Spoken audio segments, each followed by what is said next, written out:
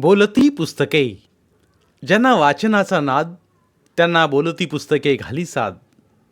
आमचं channel subscribe करा आणि सबस्क्राईब करायला इतरांनाही सांगा.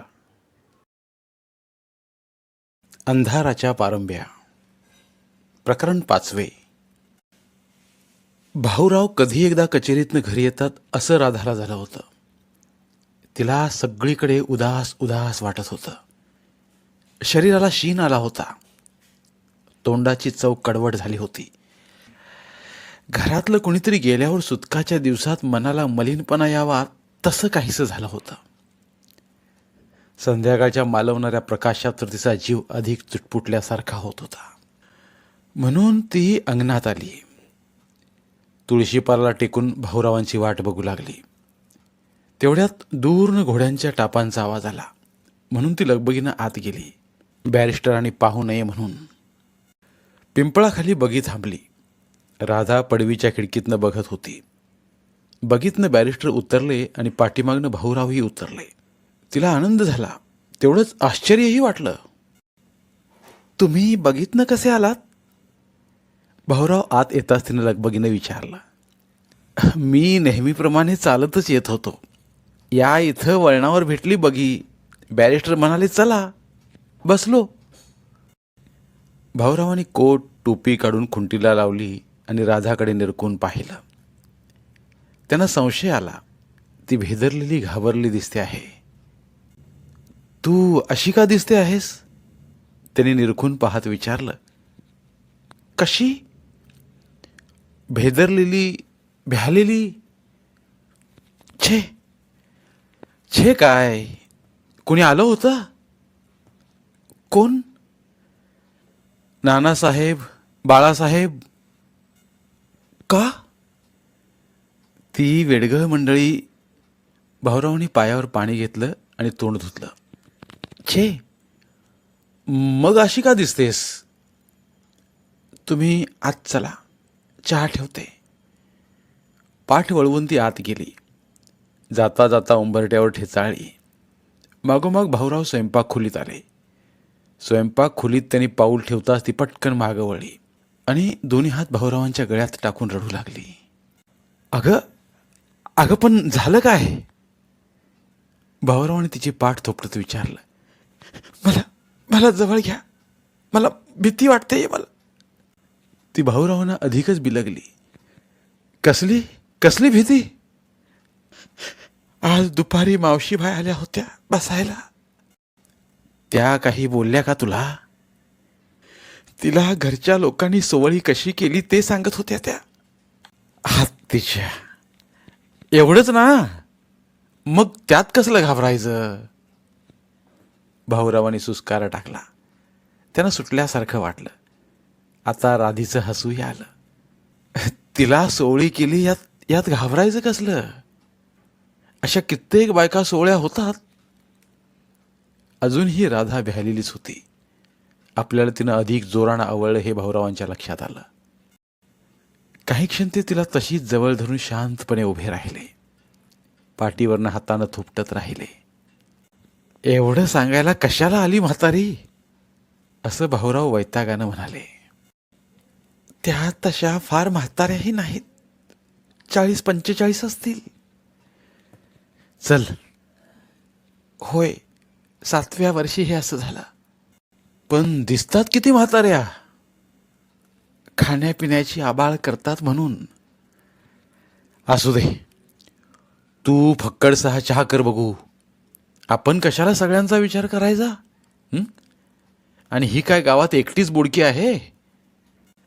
चुलखंडासमोर बसून ती फुंकणीला लाकडं फुंकत राहिली. भिंतीकडेला पाठ आडवा करून भाऊराव बसले. चूल फुंकता फुंकता तिला एकदम आपला तोल गेल्यासारखं वाटलं. कानशिला गरम झाली. डोक्यावर वस्त्रा फिरवल्यावर डोकं कसं चुरचुरलं. जखमा कशा भगभगल्या. मामीनं चंदनाचा लेप लावला. सगळं सगळं मावशीबाई तडतडलेल्या तोंडानं परत सांगताहेत असा राधाला भास झाला. चहा पिऊन झाल्यावर भाऊराव म्हणाले. आता आपण बाहेर जाऊ. तलावाकडे मार्कंडेश्वराचं देऊळ आहे, ते बघू. मनामध्ये तेच तेच विचार नकोत. देऊळ आवडेल तुला? ती दोघं कपडे करून बाहेर आली. पिंपळाखालनं बाहेर पडताना तिला सहज संशय आला. पाठीमागनं कोणीतरी बघतं आहे. तिनं पटकन मागं वळून पाहिलं आणि मग वाटलं असं वळून पाहायला नको होतं, कारण बागेत उभे राहून बॅरिस्टर त्यांना, मुख्यतः तिला ठक लावून पाहत होते. कुठंपर्यंत असं त्यांनी विचारलं. मार्कंडेश्वराच्या देवळापर्यंत, जरा सहजच, भाऊरावाने अडखळत सांगितलं. बॅरिस्टरांशी बोलताना एक प्रकारचा ताण जाणवायचा आणि त्यामुळं बोलताना अडखळायला व्हायचं. आम्ही आलो तर चालेल का, असं त्यांनी पटकन विचारलं. असं विचारतील याची भाऊरावांना कल्पनाच नव्हती. या या ना या, भाऊराव अवघडून म्हणाले. अर्थात आपण अवघडलो आहे हे त्यांनी जाणवू दिलं नाही. कशाला कटकट, राधा मनातल्या मनात पुटपुटली. हे आले की काही बोलता येणार नाही, मग आपली नुसती गाड्या मागणं वरात होणार.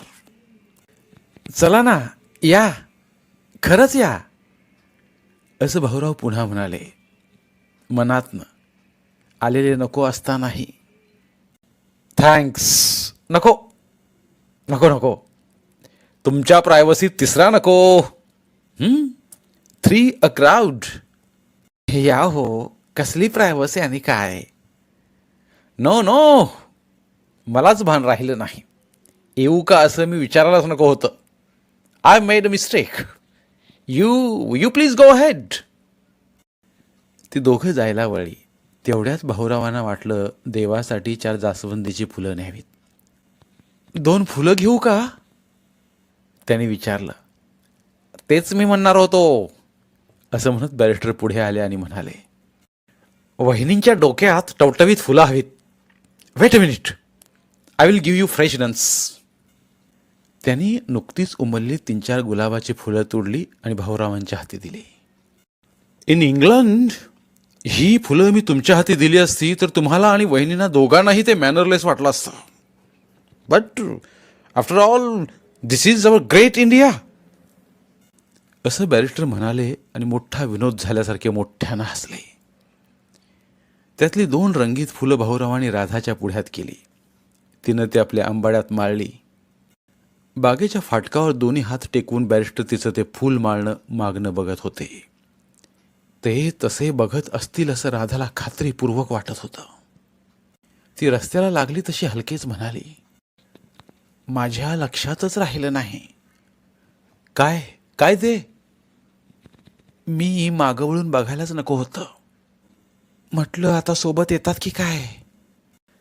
त्याला काय झालं, तू वळून पाहिलं नसतंस तरी त्यांनी येऊ का असं विचारलंच असतं, आणि बरोबर आले असते तरी कुठं बिघडलं असतं. ते तसे वाईट नाहीत. कळतं ना नजरेवरनं. त्यांची नजर अगदी साधी भोळी आहे. ते अगदी 8-10 वर्षांच्या मुलासारखे वाटतात. साप आहे नजर त्यांची. आणि माझी, भाऊराव असं पटकन विचारतील असं तिला वाटलं नव्हतं. ती नुसती हसली आणि गप्प राहिली. माझी नजर कशी वाटते, त्यांनी पुन्हा विचारलं. फाजील नजर आहे, 1 नंबरी फाजील, असं म्हणाली आणि तोंडाचा पदर घेऊन हसत राहिली. का, परवा ओठ फाडलेत माझे. मिली मावशीबाई सारखी टक लावून माझ्या ओठांकडे बघत होती. म्हटलं तिनं विचारलं तर सांगायचं काय. मी काय करणार, तुझं सारखं चाललं होतं ना, काडी पेटवा काडी पेटवा. ते ऐकून राधा डोळ्यातनं पाणी येईपर्यंत खालमानेनं हसली. आता बडबड नको, ज्या वेळचं त्यावेळी, आणि एवढं काही गिरवायला नको. ती लाजत शर्मेनं म्हणाली. आवाजात लटका राग होता. मग सांग तर, काय, माझी नजर कशी आहे. बरी आहे, पण बॅरिस्टरांना एवढी निरागच नाही हं. आणि वाईट नजर कुणाची आहे सांगू, असं विचारून तिनं जीभ चावली. पदर तोंडावर घेऊन ती निमूटपणे चालत राहिली. सांग, भाऊराव म्हणाले. नको, उगाच तुम्ही चिडणार. सांग, नाही चिडणार. नको. सांग ना. ते हेकटपणे मागच लागले. नको, चला बघू रस्त्यानं तुम्ही सरळ, असं ती लटक्या रागानं म्हणाली. चालताना तिचे पाय पायावर आपटू लागले. इतकी ती गडबडली. नाही, आधी सांग, मला ऐकायचे. भाऊराव मागच लागले. त्यांना कुतूहल वाटत होतं. सांगू? बघा हं, खरंच सांग. तुमच्या तात्यांची नजर भयंकर आहे. भाऊरावांना एकदम आश्चर्य वाटलं. लग्नानंतर फक्त 2च दिवस ती घरी होती. तेवढ्या अवधीत तिनं तात्यांना किती वेळा पाहिलं असेल? किती वेळा त्यांच्याशी नजरानजर झाली असेल? भाऊराव एकदम धक्का बसल्यासारखे गप्प राहिले. त्यांना वाटलं होतं बॅरिस्टरांच्या नजरेनंतर ती मावशीबाईंच्या नजरेसंबंधी काही सांगेल, नाहीतर नानासाहेबांच्या, नाहीतर बाळासाहेबांच्या. पण एकदम तिनं तात्यांच्या नजरेवर शेरा मारला. तो ऐकून भाऊरावांना विस्मयाचा धक्काच बसला. ती नजर पाहिली की एकदम थरकापच उडतो, असं ती पुन्हा म्हणाली. भाऊरावांना वाटलं तात्यांच्या नजरेत असं काही होतं हे तर खरंच. तात्या आपले वडील आहेत या गोष्टींचा भाऊरावांना कधीही आनंद झाला नाही. उलट सतत मन धुसफुसत राहिलं. अगदी लहान असल्यापासून बाप्पाबद्दल त्यांच्या मनात तिरस्कार होता. एकच सुख होतं, म्हणजे तात्या नेहमी घरी नसत.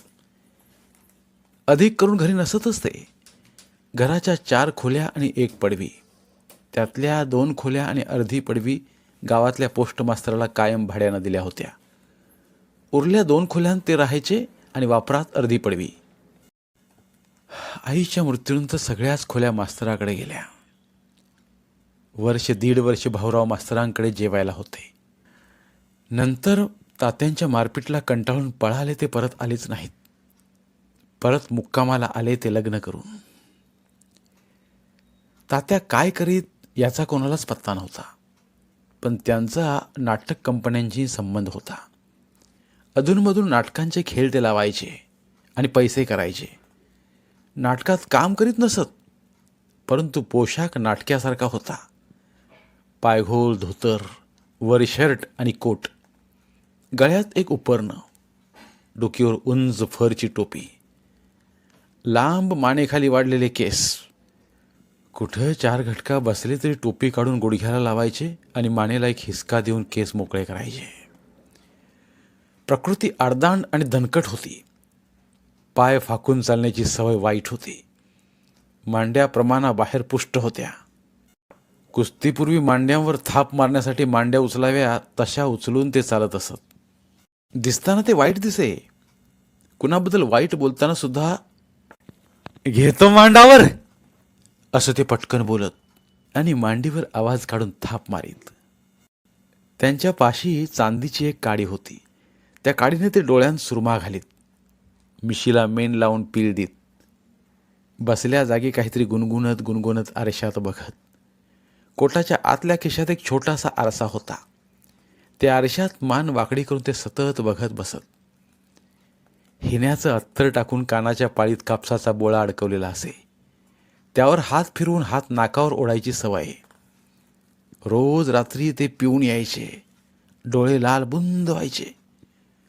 तोल सांभाळत स्वतःशीच काहीतरी बोलायचे. अशावेळी गळ्यातलं उपरणं तोंडावर घ्यायचे. आईला आणि भाऊरावांना सतत मारपीट करायचे. पोस्टमास्तरांची मंडळी घाबरून जायची, पण कुणाची बोलण्याची हिंमत नव्हती. भाऊरावांना तर येता जाता डोळ्यावर कानपटावर थपडा मारायचे. काही कारणच नसायचं. बोटातल्या अंगठ्यामुळं हात लागायचा. डोक्याला झिंझिन्या येत. आई एकदा झोपली ती सकाळी उठलीच नाही. तोंडात फेस आला. डोळे अर्धवट उघडे होते. भाऊरावांना संशय होता. आईनं आपणहून विष घेतलं असावं किंवा तात्यांनी विष प्रयोग केला असावा. आई गेली तेव्हा तात्या घरी होते. आई गेली याचं त्यांना दुःख तर झालंच नाही, पण आश्चर्य सुद्धा वाटलं नाही. आई जाणारच होती असं गृहीत धरून ते पुढच्या तयारीला लागले. तात्यामुळं कुणा नातेवाईकाचे संबंध चांगले राहिले नव्हते. तरीही आईच्या माहेरची माणसं जवळच्या गावाहून धावत आली असती, पण त्यांनी कुणाला कळवलंच नाही. पोस्ट मास्तर, गावातले 4 शेजारी यांना जमून त्यांनी सारं घाईघाईनं उरकून घेतलं आणि 4थ्या दिवशी पुन्हा गायब झाले. भाऊराव तेव्हा 10 वर्षांचे होते. आणखी 1 वर्षभर ते पोस्टमास्तरांकडे आश्रयाला राहिले आणि एके दिवशी घरातून पळून गेले. बापलेकांची पुन्हा भेट झाली, ती त्यांच्या लग्नाच्या निमित्तानं. लग्नामध्ये तात्या वर पित्यासारखे मानाने वावरले. भाऊराव 2 दिवस घरी राहिले आणि निघून गेले. निघून जाताना कधीतरी आपल्या घरी या असं एका शब्दानंही त्यांनी तात्यांना सांगितलं नाही. तात्यांना बायकांचा मोठा छंद होता, पण अवघी नजर पाहून राधानं ते ओळखावं याचं भाऊरावांना मोठं कौतुक वाटलं. त्यांना आश्चर्य वाटलं. एखाद्या पोरसवद्या बाईला एवढी नजर ओळखता येते याची त्यांना कल्पनाच नव्हती. राधाने तर तात्यांना लग्नात ओझरतं पाहिलं होतं. लग्न राधाच्या मामांच्या घरी झालं होतं. घरी तर अवघ्या 2 रात्री राहिली होती आणि तिला सोडून भाऊराव जरासुद्धा बाहेर गेले नव्हते. रजा नाही असं निमित्त करून दुसऱ्या दिवशी सकाळी जायला निघाले होते. एवढ्या थोड्या अवधीत राधानं तात्यांची पारख करावी याचं त्यांना कौतुक वाटत होतं. बोलत का नाहीत? चिडलात? तिनं जवळ येत हळूच विचारलं. नाही. मग? खरोखरच मला आश्चर्य वाटलं.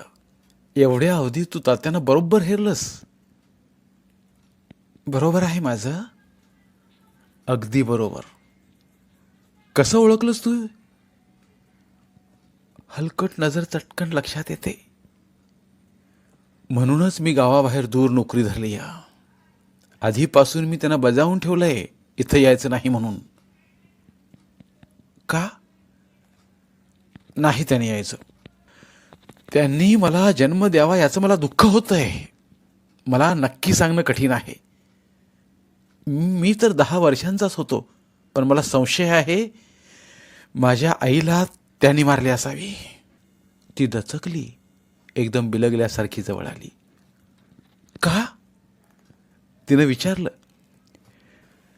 ती तर सतत आतनं रडत असायची. बघावं तेव्हा डोळे डबडबलेले दिसत आणि नाक लाल बुंद.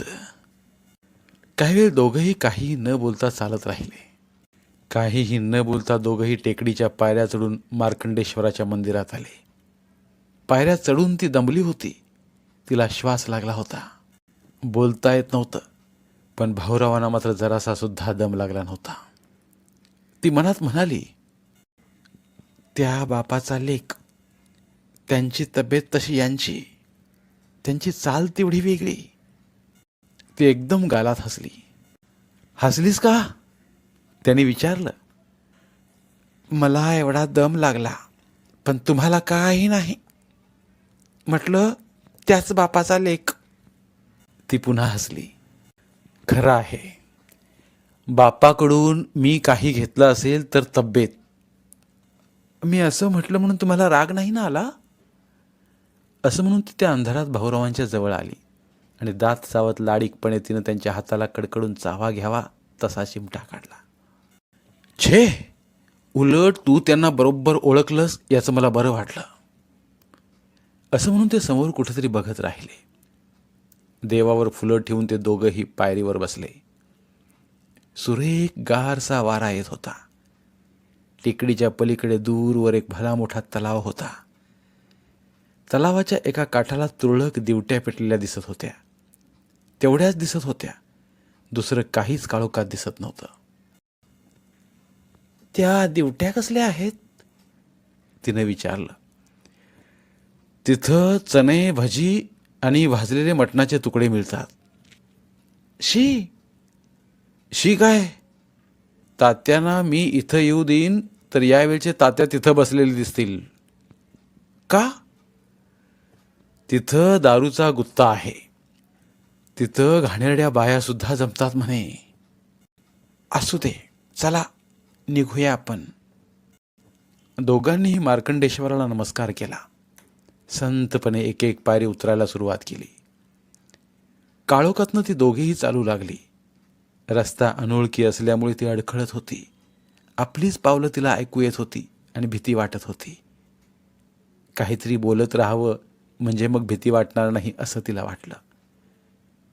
काळोखात तिनं त्यांच्या कोटाची बाही पकडली आणि म्हटलं, एक गंमत ऐकली का? कसली? भाऊरावाने विचारलं. हे जे वेडे नानासाहेब आहेत ना, बरं, त्यांची म्हणे मावशीबाईबरोबर लग्न करायची इच्छा होती. म्हणतेस काय? भाऊरावांचं तोंड एकदम उघडच पडलं. त्याने विचारलं, तुला कसं कळलं? मावशीबाईच मगाशी म्हणाल्या. मावशीबाईंचं हे असं झाल्यानंतरची गोष्ट? हो, त्या विधवा झाल्यानंतरच त्यांना म्हणजे लग्न करायचं होतं. ते ऐकून भाऊरावांना धक्काच बसला. काही वेळ ते काहीच बोलू शकले नाहीत. नुसते शांतपणे काळोखात चालत राहिले. याची मला कल्पना नव्हती, हे मी ऐकलंच नव्हतं, ते म्हणाले. स्वतःला समजावून सांगितल्याप्रमाणे म्हणाले. मग त्यांच्या डोक्यावर परिणाम होणं स्वाभाविक आहे. पण म्हणून मावशीशी लग्न? शिवाय मावशीबाई वयानं मोठ्या नसतील नानासाहेबांपेक्षा? असणार. सगळाच वेड्यांचा कारभार, असं म्हणून ते काळोखातनं चालत राहिले. आज आपण काहीतरी खूपच नवीन ऐकलं असं भाऊरावांना राहून राहून वाटत होतं. धन्यवाद. उर्वरित कादंबरी पुढील भागात.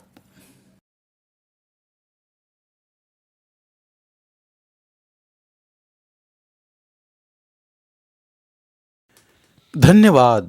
प्रिय श्रोते मित्र हो, आपल्यासाठी एक आवाहन. आमच्या चॅनलच्या प्लेलिस्ट विभागात तुमच्यासाठी शेकडो कादंबऱ्यांचे ऑडिओ बुक्स उपलब्ध आहेत. तिथे प्रत्येक कादंबरीचे सर्व भाग एकत्रित मिळतील. त्यामुळे सध्या सुरू असलेल्या क्रमशः कादंबरीच्या पुढील भागासाठी वाट पाहण्याची गरज नाही. तुमच्या वेळेनुसार तुम्ही संपूर्ण कादंबरी सलगपणे ऐकू शकतात आणि साहित्याचा आस्वाद घेऊ शकता. कृपया आमच्या चॅनलच्या होमपेजवर जाऊन प्लेलिस्ट चेक करा आणि तुमची आवडती कादंबरी निवडा. धन्यवाद.